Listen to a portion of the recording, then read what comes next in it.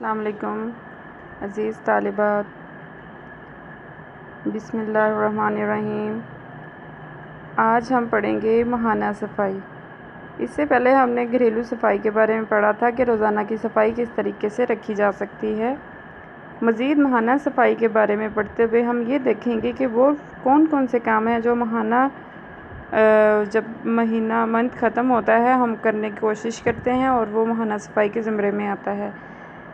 دیواروں اور چھتوں کی صفائی مہینے میں ایک مرتبہ گھر کی تمام دیواروں اور چھتوں سے جالے صاف کرنے چاہیے۔ اس مقصد کے لیے لمبا برش لینا چاہیے یا بانس یا ڈنڈے کے سر پر کپڑا باندھ کر خود بھی تیار کیا جا سکتا ہے۔ بستر اور چارپائیاں جو ہیں وہ بھی صفائی کے زمرے میں آتی ہیں، یعنی ان کو صاف رکھیں گے تو ہی گھر خوبصورت اور صاف ستھرا لگے گا۔ جیسے کہ مہینے میں ایک مرتبہ گدے اور بستر کو ایک روز کے لیے تیز دھوپ میں رکھیں۔ سردی کے موسم میں لحاف بھی شامل ہو جاتے ہیں تو بستروں کے ساتھ نوارڈ کی چارپائیوں کو بھی دھوپ لگوائیں۔ خاص طور پر برسات کے موسم میں یہ بہت ضروری ہے۔ گھر میں موجود مختلف چیزوں کی صفائی کس طرح سے کرنی چاہیے؟ گھر کی اور بہت سی چیزیں ہوتی ہیں جن کو مہینے میں ایک بار صاف رکھنا چاہیے۔ تمام پنکھوں کو کسی سوتی پرانے کپڑے سے مہینے میں ایک بار ضرور صاف کریں۔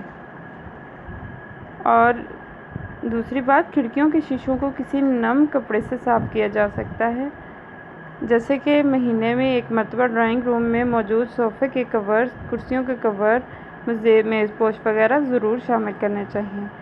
اب سالانہ صفائی میں کیا کیا چیزیں آ جاتی ہیں؟ اس میں سالانہ میں ایک مرتبہ گھر کی سفیدی کروانا چاہیے۔ نہ صرف سارے گھر صاف ہو جائے گا بلکہ سفیدی میں بھی موجود کیمیائی اجزاء دیواروں کو بہت عرصے تک مکڑیوں اور اس قسم کے دوسرے جانداروں سے محفوظ رکھتے ہیں اور کئی جراثیم بھی ختم ہو جاتے ہیں۔ سال میں ایک مرتبہ سردیوں کے استعمال کے لحاف دھلوائیں اور انہیں اپنے دھوپ میں کم از کم ایک روز ضرور رکھیں۔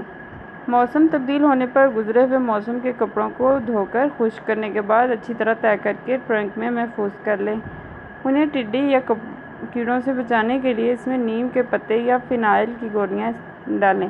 گھر میں اگر پردے لگے ہیں تو انہیں سال میں کم از کم ایک مرتبہ ضرور دھونا چاہیے۔ اگر ممکن ہو تو سال میں ایک مرتبہ گھر کے تمام فرنیچر کی پالش بھی کروا لینی چاہیے۔ لوہے کے فرنیچر کو رنگ کیا جائے۔ کچے مکان میں سال میں ایک مرتبہ چھتوں پر مٹی وغیرہ ڈلوانی چاہیے تاکہ برسات کے موسم میں پانی وغیرہ ٹپکنے کا خطرہ نہ ہو۔ یہ تو ہماری وہ سالانہ صفائی تھی۔ اس میں کچھ بھی ایسا مشکل نہیں ہے جو کہ ہم کرتے نہیں ہیں یا ہمارا رہ جاتا ہے، بلکہ یہ تو ایک یقین دہانی ہے جسے ہمیں ساتھ ساتھ رکھنا چاہیے۔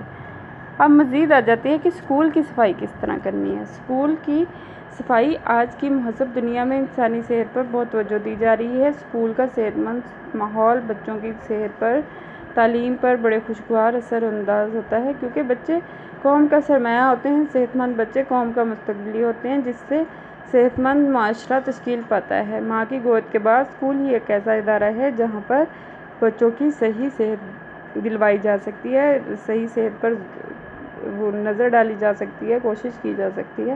یعنی اسکول بچوں کی ذہنی، جسمانی، معاشرتی اور روحانی تربیت کی ماں جگہ ہوتی ہے۔ اگر اسکول میں بچوں کو صرف ذہنی تربیت کی جائے اور باقی عناصر کو نظر انداز کر دیا جائے تو یہ تربیت نامکمل اور انتہائی معیاری نہ ہوگی، کیونکہ صحت مند دماغ صحت مند جسم میں پایا جاتا ہے۔ اسکول کے ماحول کو بچوں کی علمی تربیت کے لیے بہتر سے بہتر بنایا جائے۔ اسکول میں کھیلوں کے میدان، باغات، درخت وافر مقدار میں ہونے چاہیے۔ اس کے علاوہ اسکول میں تدریسی کمروں کے علاوہ ہاسٹل، دفتر، ٹک ٹک شاپ اور لیٹرین، غسل خانے اور آبر ثانی کا معقول اور محفوظ انتظام بھی ہو اور اسکول کے ماحول کی آلودگی سے پاک ہو۔ اور اس کے علاوہ صحت اور صفائی کا آپس میں گہرا تعلق ہے اور اسے نظر انداز نہیں کرنا چاہیے، کیونکہ شریعت بھی اور شرعی احکام بھی ہمیں طبی اصولوں کے مطابق صفائی کے خیال رکھنے کا کہتے ہیں۔ حدیث میں آیا کہ صفائی پاکیزگی نصف ایمان ہے۔ آگے ہم اسکول کی صفائی کو 4 درجہ بندیوں میں تقسیم کر سکتے ہیں، جیسے کہ روزانہ کی صفائی ہو گئی، ہفتہ وار صفائی ہو گئی، ماہانہ صفائی ہو گئی، سالانہ صفائی ہو گئی۔ اب روزانہ کی جو صفائی ہے اس میں عام طور پر کلاس رومز کا فرنیچر، برآمدوں، دفتر، science laboratory, dispensary, staff room, school کے رستے اور بیت الخلاء، واش بیسن اور کینٹین، ہاسٹل کے کمرے، کامن روم، کچن، ڈائننگ ہال شامل ہیں۔ کلاس رومز میں روزانہ اچھی طرح جھاڑو دیا جائے اور فرش کی اچھی طرح صفائی کی جائے اور کلاس سے باہر برآمدوں کی بھی صفائی کی جائے۔ کلاس رومز کا فرنیچر، لوازمات، دروازے، کھڑکیاں جھاڑو پونچھ کی جائے تاکہ گرد و غبار دور ہو سکے۔ اس کے علاوہ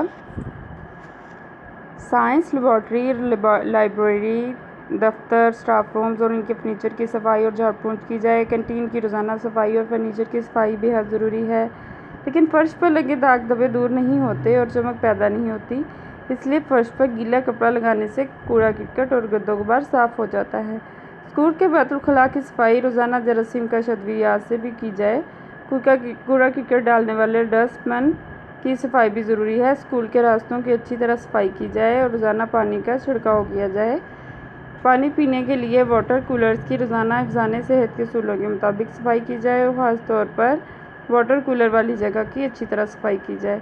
ہاسٹلز کے کمروں، برآمدوں، کھڑکیوں اور دروازوں، کچن، غسل خانوں، لیٹرین، ڈائننگ ہال اور کامن روم کی روزانہ صفائی اور جھاڑ پونچھ کی جائے اور فنائل کا استعمال بھی کیا جائے تاکہ جراثیم کش فضا پیدا ہو سکے۔ اسکول کی ہفتہ وار صفائی کی تفصیل کچھ اس طرح ہے۔ روزانہ کی صفائی کے ساتھ اسکول کی تمام لیٹرین کی تفصیلی صفائی ہفتہ میں ایک مرتبہ ضروری ہے۔ ویم اور تیزاب سے صاف کرنے کے بعد فنائل یا جراثیم کش ادویات کا استعمال ضروری ہے تاکہ بدبو اور کیڑے مکوڑے اور جراثیم پیدا نہ ہوں۔ لیٹرین کا پارٹ صاف کرنے کے لیے برش کا استعمال ضروری ہے۔ واش بیسن کے پائپ اور نالیوں میں دھونے والا سوڈا ڈال کر ابلتا ہوا پانی ڈال دیا جائے اور واش بیسن اچھی طرح صاف کیا جائے۔ کھیلوں کے میدانوں کی ہفتہ وار صفائی بہت ضروری ہے اور تمام گراؤنڈ کو ہفتے میں ایک بار پانی دیا جائے اور مشین کے ذریعے گھاس کی کٹائی کی جائے۔ اب یہ تو ہو گئی تھی ہماری جو اسکول کی صفائی ہے وہ کس طرح سے کرنی ہے، اور اب ہم نے یہ دیکھنا ہے کہ اسکول کی ماہانہ صفائی بھی کس طرح کرنی ہے، جس میں کلاس روم کے فرنیچر کو باہر نکال کر کمروں کے فرش کو اچھی طرح پانی سے دھونا چاہیے تاکہ فرش پر داغ دھبے نہ ہو جائیں، چمک برقرار رہے۔ اس کے علاوہ اس میں فنائل کا استعمال ضروری ہے۔ کمروں کے دروازوں اور کھڑکیوں کے شیشوں کو اچھی طرح سے صاف کیا جائے۔ کمروں کے بلبوں یا ٹیوب لائٹس کی صفائی بے حد ضروری ہے تاکہ کمرے میں صحیح روشنی ہو سکے۔ کلاس روم کی دیواروں، نقشہ جات اور تعلیم چارٹس کی صفائی بھی ضروری ہے۔ سائنس ہونی چاہیے اور ان کے جملہ صفائی الماریوں میں رکھیں تاکہ برآمدوں، اسٹاف رومز اور science laboratory, latrine, canteen, hostel, تمام کمروں کی تمام چھتیں جو ہیں ان کے جالے صاف رہ سکیں۔ آج کے لیے اتنا ہی، آئندہ ایک نئے ٹاپک کے ساتھ حاضر ہوں گے۔ اللہ حافظ۔